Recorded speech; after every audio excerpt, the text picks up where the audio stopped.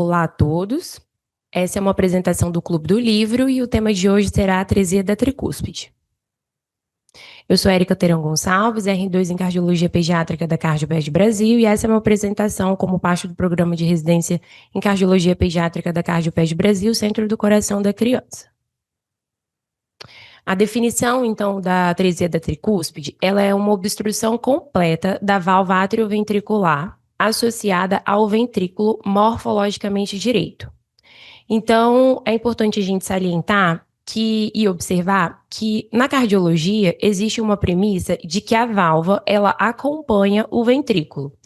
Dessa forma, o ventrículo morfologicamente direito, caso ele esteja à esquerda, a ausência dessa conexão se dará do lado esquerdo.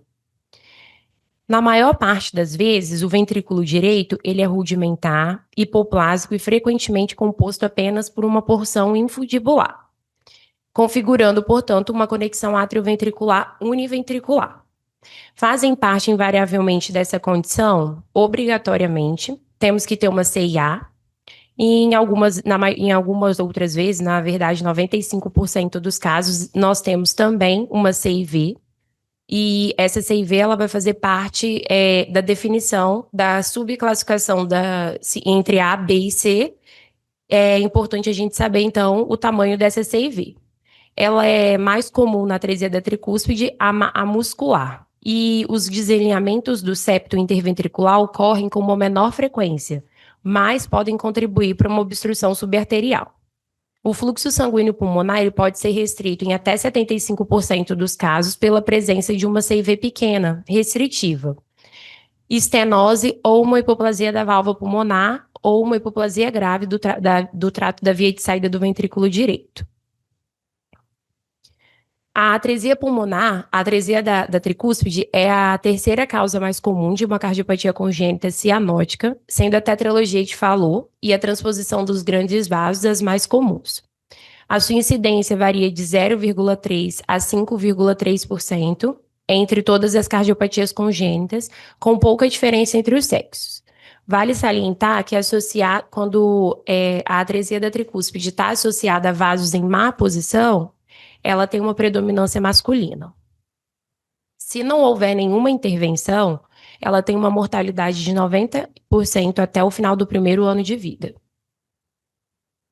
Geneticamente falando, a atresia da tricúspide ela tem sido associada a microdeleções relacionadas à síndrome de George, em 7% dos casos, mas também é associada à trissomia do 13, 18 e 21. Casos de atresia da tricúspide foram associados à mutação em cromossomos 3, 4 e 8, e ela também tem uma relação com doença materna febril. Falando sobre a morfologia, então, a atresia da tricúspide ela é denominada como uma ausência do desenvolvimento da via de entrada do ventrículo direito, que ocorrerá também um desalinhamento do septo interventricular e ele se deslocando para a direita.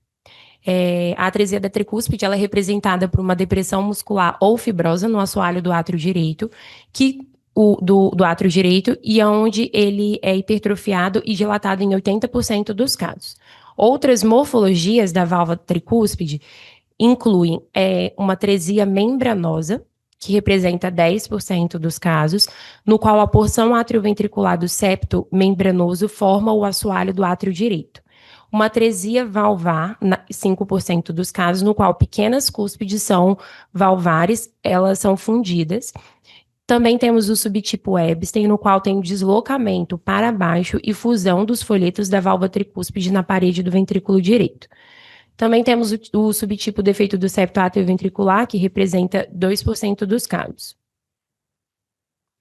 Ainda, então, falando sobre a morfologia, aqui temos um átrio direito e aqui a gente pode observar um ventrículo direito rudimentar e um ventrículo esquerdo já mais hipertrofiado, e temos um corte, então, para poder a gente evidenciar os dois ventrículos e o septo interventricular.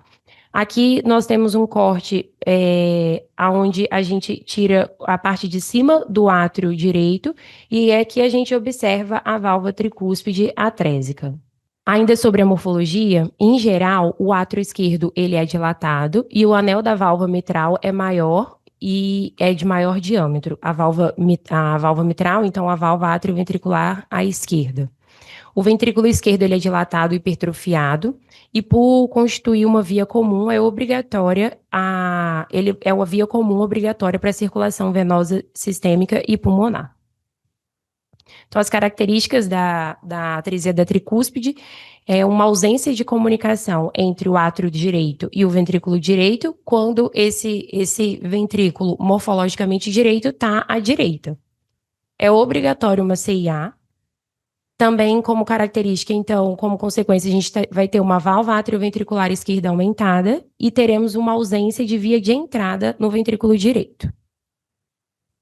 Embriologicamente falando, o que ocorre é um desalinhamento do septo ventricular em relação aos átrios e os coxins endocárdicos. Ele pode ocorrer entre o 22º e o 55º dia após a concepção. O tamanho final do ventrículo direito ele vai depender, então, da extensão e do deslocamento do septo interventricular para a direita. E o ventrículo direito ele também vai depender do tamanho do forame bulbo-ventricular, que é a comunicação interventricular, se ela é restritiva, se ela é ampla.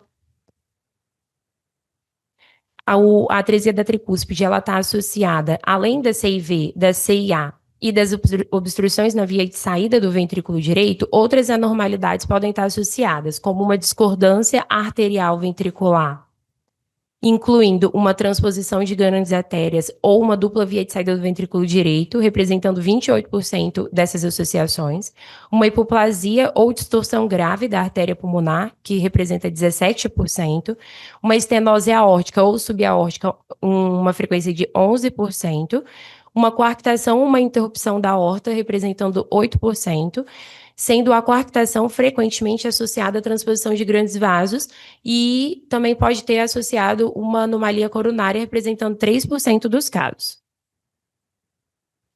A classificação da atresia da tricúspide, ela foi classificada em 2 anos diferentes. Então, em 1906, inicialmente ela foi classificada por Kuhn, que aí foi representado, ele usou como referência a relação dos grandes vasos. Então, os ventrículos com os grandes vasos, que é a artéria pulmonar e a aorta.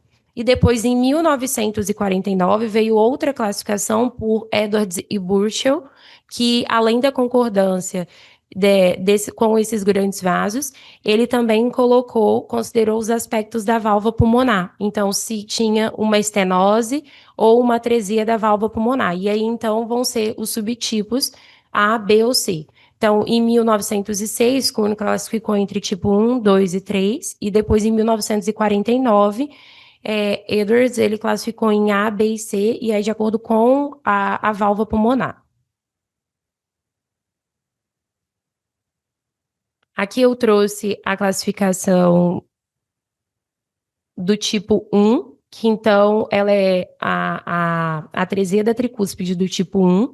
A gente tem uma concordância ventrículo-arterial. Então, o ventrículo direito está concordando com a válvula, com a artéria pulmonar, e o ventrículo esquerdo está concordando com a aorta. E aí agora temos os subtipos. Então, a atresia da tricúspide do tipo 1, A, B ou C. A do tipo A, ela representa 9%. A do tipo B é a mais comum, que é 51%. E a do tipo C, 9%. A do tipo 1, o que eles querem como que fica fácil memorizar, né? Então, a tipo A é a atresia da válvula pulmonar, então essa válvula pulmonar é atrésica.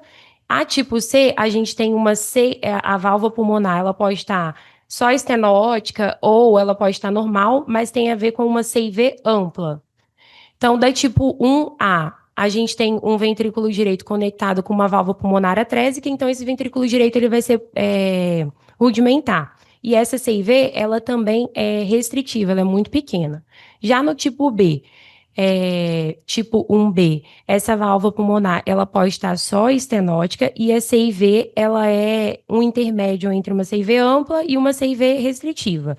Então, a gente pode ter só uma discreta estenose da válvula pulmonar e uma CIV moderada. Já no tipo C, a CIV ela é ampla e a gente não tem essa estenose aqui. Então, aqui, nesse caso, já correlacionando um pouco com a clínica, aqui que a gente vai ter uma atresia da tricúspide com hiperfluxo pulmonar. E aí, aqui a gente vai ter uma atresia da tricúspide, como tem essa atresia da válvula pulmonar, aqui é uma atresia da tricúspide que ela é dependente de canal, porque a gente não vai ter fluxo pulmonar, e então é uma cardiopatia congênita dependente de canal. Já a tipo 2, ela tem uma conexão ventrículo arterial discordante. É como se fosse uma TGA. Então, a gente tem o ventrículo direito, só que o ventrículo direito ele é conectado à aorta e o ventrículo esquerdo ele é conectado à pulmonar. E também, invariavelmente, a tipo A vai ser relacionada à atresia da válvula pulmonar e a tipo C, ela é relacionada a uma CIV ampla e que não, a válvula pulmonar ela não é atrésica. A tipo 3, ela é uma DTGA, onde ocorre a destroposição da aorta, e aí, então, a gente tem uma inversão, tanto ventricular quanto dos grandes vasos. Essa é uma classificação que eu trouxe do livro do Dr. Ulisses. Então, novamente, a tipo 1 tem uma conexão ventrículo arterial concordante, então o ventrículo direito concorda com a válvula pulmonar, com as artérias pulmonares, e o ventrículo esquerdo com a aorta. E a subclassificação A, B e C tem a ver com a válvula pulmonar. Então, do tipo A, nós temos a atresia da válvula pulmonar. O tipo 1C, ela tem uma CIV grande. E a tipo B, ela é um intermédio. Então, ela, teoricamente, ela é a que fica balanceando esse fluxo, que não vai nem pouco para o pulmão, mas ela, como tem uma discreta estenose, uma estenose moderada da válvula pulmonar, ela também protege esse pulmão de uma CIV, de um hiperfluxo pulmonar. A tipo 2, então, a concordância ventrículo arterial, ela é discordante. Do ventrículo direito vai estar saindo a aorta e do ventrículo esquerdo vai estar saindo o tronco pulmonar.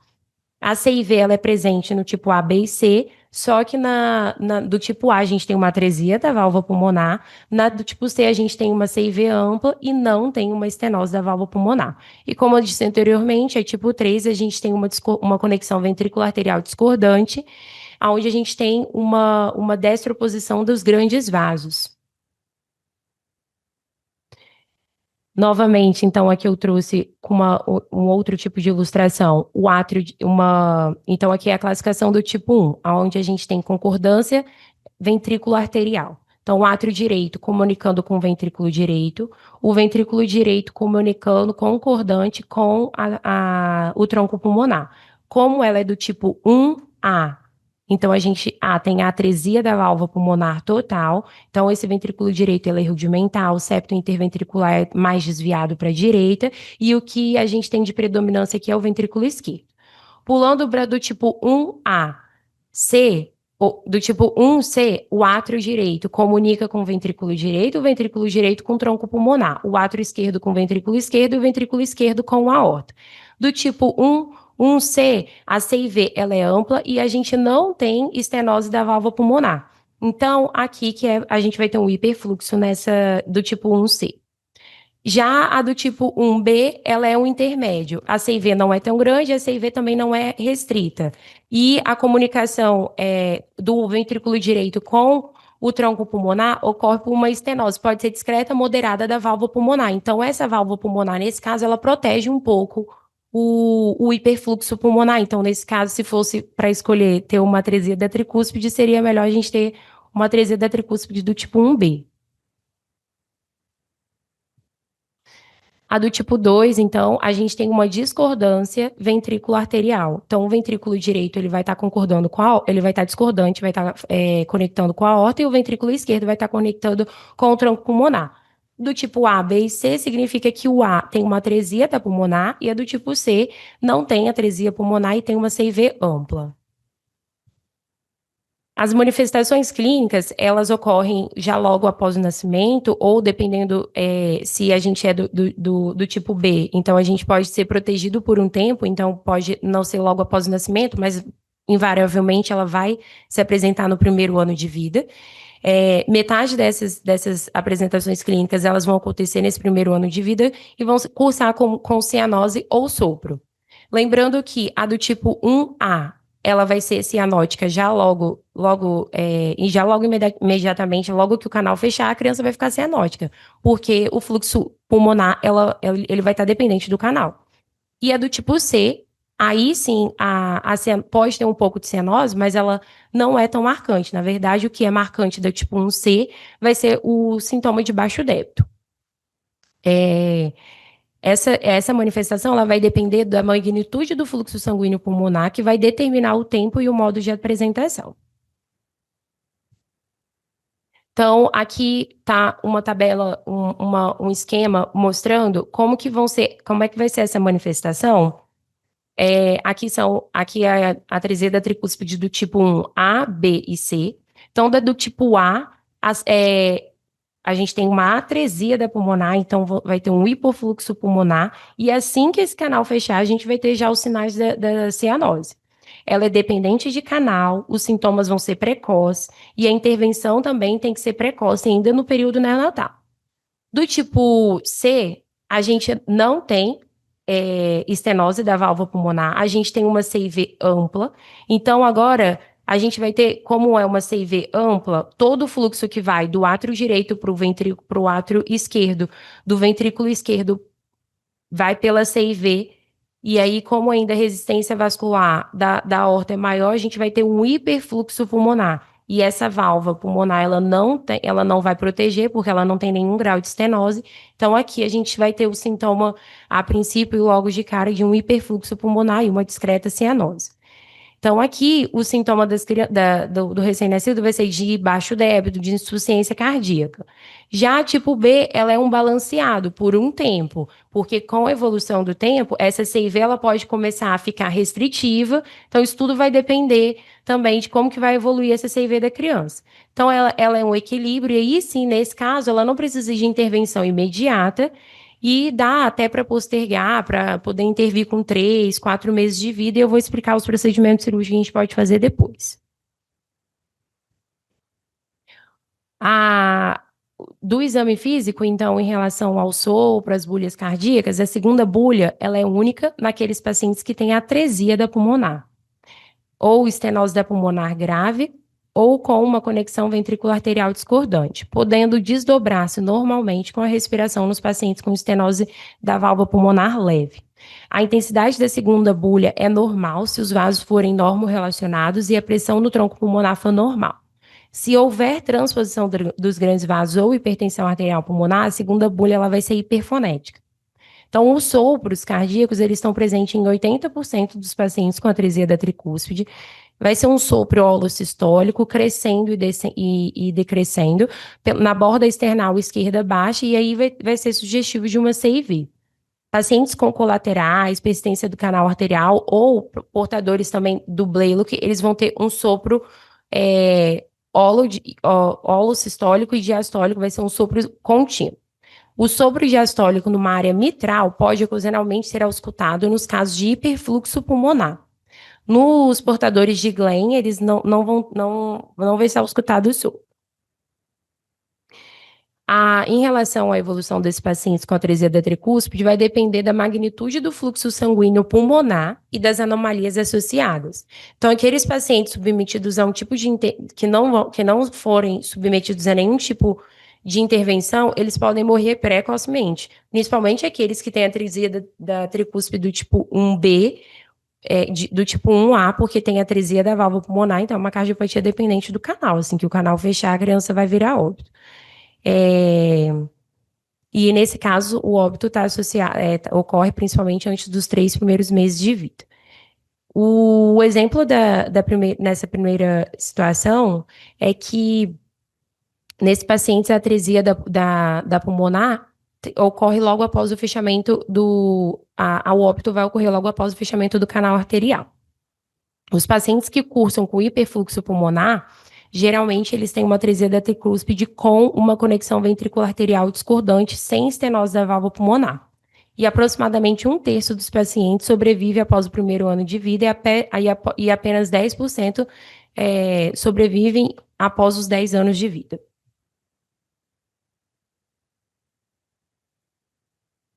alterações anatômicas e fisiológicas podem ocorrer na evolução desses pacientes. Então, como eu disse, pode haver uma acentuação da cianose ou até um fechamento dessa CIV ou ainda desenvolver uma doença vascular pulmonar obstrutiva naqueles portadores da atresia da pulmonar, da atresia da tricúspide com hiperfluxo pulmonar.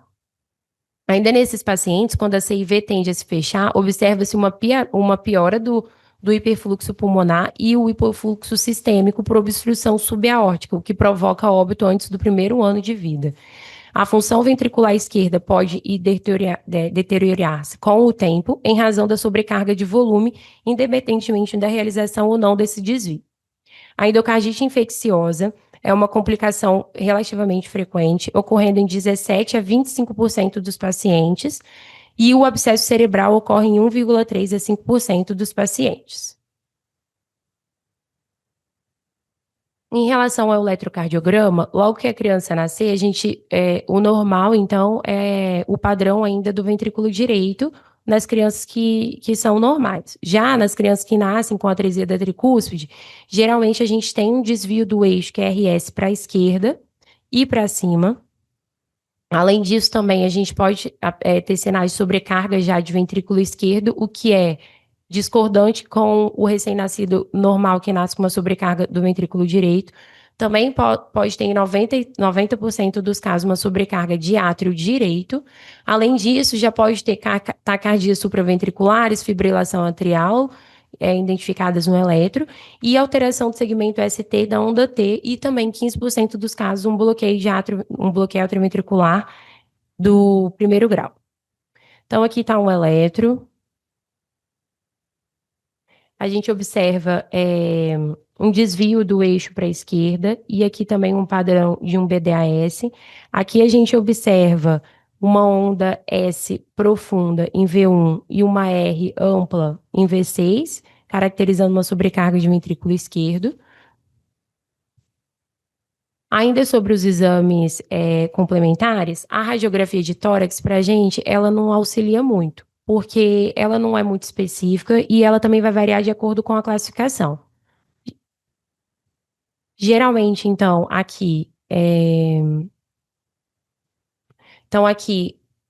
aparentemente, né, é uma atresia da válvula tricúspide sem uma estenose da válvula pulmonar, porque a gente pode observar que tem uma trama vascular até um pouco mais aumentada, a área cardíaca está aumentada também.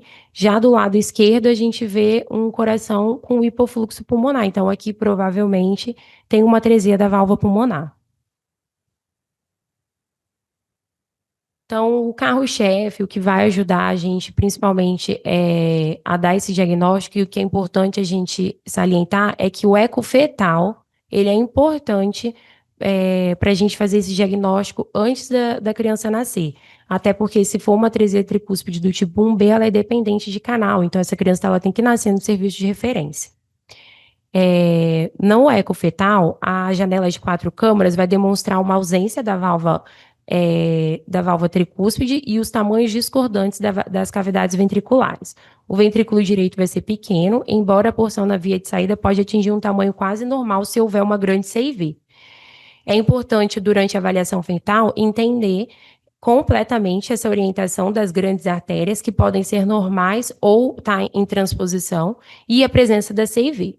O eco transtorácico é o exame que permite o diagnóstico anatômico, demonstrando a ausência da válvula atrioventricular direita, os tipos de conexão ventricular arterial, o tamanho da CIA e da CIV, e quando estiverem presentes, e outros efeitos associados.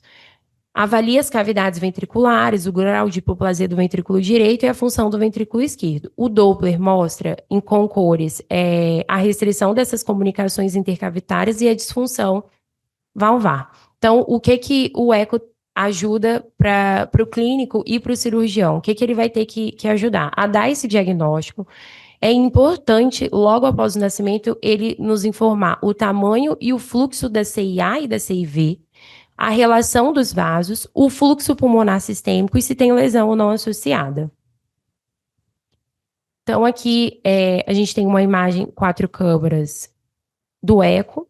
Aqui temos o átrio direito, aqui temos o ventrículo direito, e a gente pode observar já que essa válvula atrioventricular direita, ela é atrésica. Aqui o átrio esquerdo, a válvula atrioventricular esquerda e o ventrículo esquerdo já dilatado. Nesse quatro câmaras também, então, a gente observa o átrio direito, a válvula tricúspide atrésica, a válvula, o ventrículo direito aqui rudimentar, provavelmente tem uma CIA, e o átrio esquerdo comunicando com o ventrículo esquerdo, e até o ventrículo esquerdo ele é hipertrófico e também está dilatado. Então, o eco ele é importante para a gente logo após o nascimento, porque é essencial a gente saber se o plano atrial ele não tem restrição. Porque se a criança logo após que nasceu, ela já apresenta sinais de baixo débito sistêmico e pulmonar, uma apresentação clínica de um choque cardiogênico, a gente tem que fazer o eco. Nesse eco, a gente vai avaliar a CIA. Se na CIA ele tiver um gradiente médio acima de 3 milímetros de mercúrio, ondas gigantes, a gente já tem que acionar o hemodinamicista, porque essa criança vai precisar de fazer o Haskin, porque provavelmente essa CIA ou é um FOP ou uma CIA bem restritiva. Então, agora falando sobre o estudo hemodinâmico, o cateterismo, ele é importante para a gente fazer o Haskin logo após o nascimento, se for necessário, mas ele também é importante para poder delinear a anatomia dessas lesões mais complexas, por exemplo, a atresia da tricúspide do tipo 3. O cateterismo ele também tem importância naqueles pacientes pré-operatórios que vão fazer o Glenn ou que vão fazer o Fontan, que é os estágios paliativos, e também verificar pressões, resistência pulmonar e sistêmica e anatomia dessas artérias pulmonares.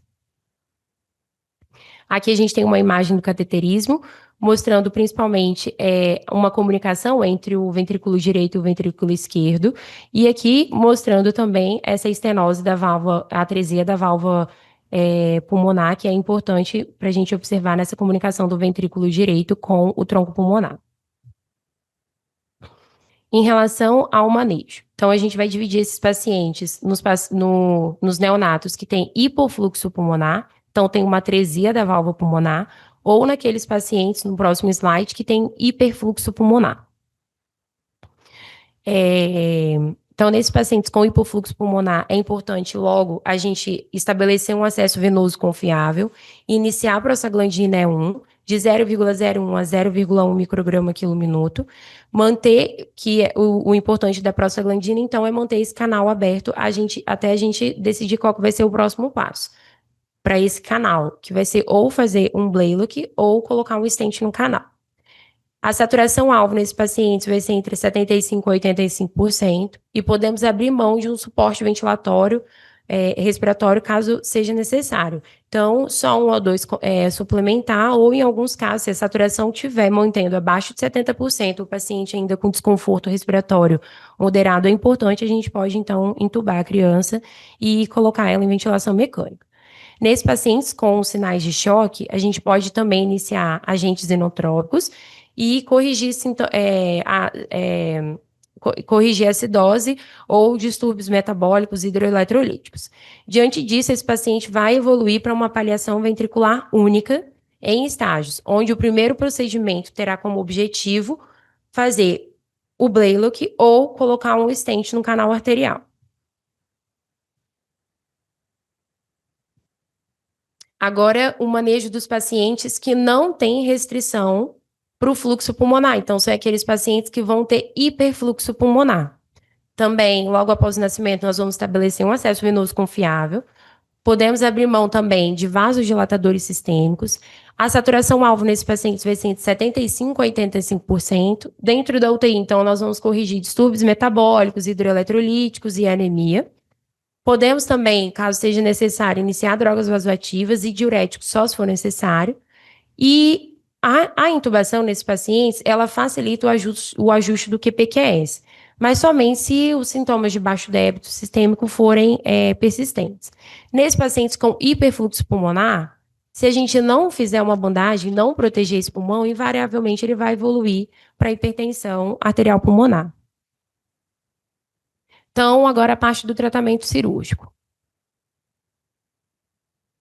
Temos aqui, então, aquele paciente que tem baixo fluxo pulmonar, então é aqueles que têm uma atresia da válvula pulmonar. Temos aquele paciente também que tem um fluxo pulmonar aumentado, então a válvula pulmonar ela não tem estenose nem nada, e tem um baixo fluxo sistêmico. E temos aquele paciente também que é um paciente equilibrado, porém ele tem um fluxo pulmonar aumentado e não tem prejuízo do fluxo sistêmico. E aqui que estão os pacientes que estão equilibrados e que a gente pode postergar algum procedimento logo após o nascimento. Então, aqueles que têm baixo fluxo pulmonar, têm provavelmente uma atresia da pulmonar. Então, nesse paciente, ele é dependente de canal. Ou a gente vai fazer o Blalock ou a gente vai colocar um stent no canal. Aqueles que têm muito fluxo, que têm alto fluxo pulmonar e não tem prejuízo sistêmico, neles a gente pode fazer só uma bandagem. Nos que têm um fluxo pulmonar aumentado e um baixo fluxo sistêmico, nesse caso aqui, pode ser uma coarctação de aorta ou uma hipoplasia do arco, e aí a gente tem que ver quais são as outras alterações estruturais associadas. Nesse caso, a gente pode fazer um Damos e um Blalock ou um Glenn, ou evoluir esse paciente dependendo para um Noro de Sano ou de um Noro clássico, dependendo de como é que está o arco aórtico desse paciente. Nesses pacientes que têm um fluxo sistêmico e pulmonar equilibrado, então tem uma estenose moderada, uma estenose discreta, o pulmão dele já está protegido por um tempo. Então, a gente pode postergar e corrigir diretamente no Glenn. Aqui eu trouxe uma imagem mostrando o Blalock Towson, o clássico que a gente usava a artéria subclávia direita, conectava com a artéria pulmonar direita, e agora o modificado a gente coloca um tubo de PTFE, dependendo do peso da idade da criança, 3, 3,5, 4 milímetros. Então, o estágio inicial da paliação desse recém-nascido, ele deve ser acompanhado. Então, se a gente fez um Blalock ou se a gente fez uma bandagem, essa criança ela tem que ser acompanhada e monitorizar e ter um monitoramento cardíaco rigoroso para sinais de cianose progressiva ou insuficiência cardíaca congestiva. Antes do estágio 2 e do estágio 3, uma avaliação abrangente, incluindo o eco e um cateterismo, é realizado para avaliar a adequação hemodinâmica e anatômica dessa criança. Intervenções para tratar qualquer lesão anatômica residual, como estenose de ramo pulmonar, coarctação da aorta, colaterais aortopulmonares, podem ser realizadas durante esse cateterismo. Então, essa criança, invariavelmente, ela vai evoluir para uma paliação univentricular. O primeiro procedimento, ou vai ser o Blalock ou um stent no canal naqueles que têm atresia da válvula pulmonar, ou uma bandagem naqueles pacientes que têm hiperfluxo pulmonar. Depois do segundo passo, com mais ou menos 3 a 6 meses de vida, a gente vai para o Glenn. Então, o Glenn a gente faz naquelas crianças que têm uma pressão média da artéria pulmonar inferior, menor ou igual a 15, e uma resistência vascular pulmonar normal. Geralmente, esses bebês, a gente faz quando esses bebês começam a apresentar cianose progressiva, à medida que eles começam a superar o seu shunt neonatal. Essa cirurgia vai envolver, então, a retirada do Blalock e do stent no canal e agora conectar a artéria pulmonar direita, agora conectar a veia cava superior na artéria pulmonar direita. E aí, à medida que essa criança vai crescendo, essa cianose ela vai ficando mais progressiva. Então, no Glenn, a criança ela é cianótica. E, com o tempo, o suprimento, o retorno venoso dessa criança ela vai se tornar insuficiente. Então, ela vai tendo uma cianose progressiva. E aí, então, a gente vai para o segundo estágio paliativo, que é, ou o terceiro, se a criança fez um Blalock ou uma bandagem no primeiro, logo após o nascimento. Então, no terceiro estágio, a gente vai, com 2 a 5 anos de vida, fazer o Fontan. Antes do Fontan, lembrar de fazer o cateterismo. E no Fontan, a gente vai criar um conduto entre a veia cava inferior e a artéria pulmonar direita, desviando dessa forma todo o retorno venoso para o pulmão. E agora, a criança ela vai ser consideravelmente univentricular. Então, para concluir, a atresia da tricúspide, ela é uma cardiopatia congênita, cianogênica e univentricular. A apresentação clínica dela vai depender do tamanho da CIA, e por isso que é importante a gente fazer o eco fetal e logo após o nascimento, porque se essa CIA ela for restritiva ou se ela foi só um FOP, a gente tem que acionar de imediato o hemodinamicista, porque ela precisa de ter essa CIA. E logo após o nascimento também, se for uma atresia da tricúspide com uma atresia da válvula pulmonar, a gente tem que garantir esse canal arterial. Para cada apresentação clínica, tem um tratamento clínico e cirúrgico distinto, independente do tratamento inicial. Se ela fez um bleilo com stent no canal, ela só precisou de bandar, depois de bandar a artéria, o tronco pulmonar, ela vai evoluir para um Glenn profundo. Essas foram as referências utilizadas. Muito obrigada.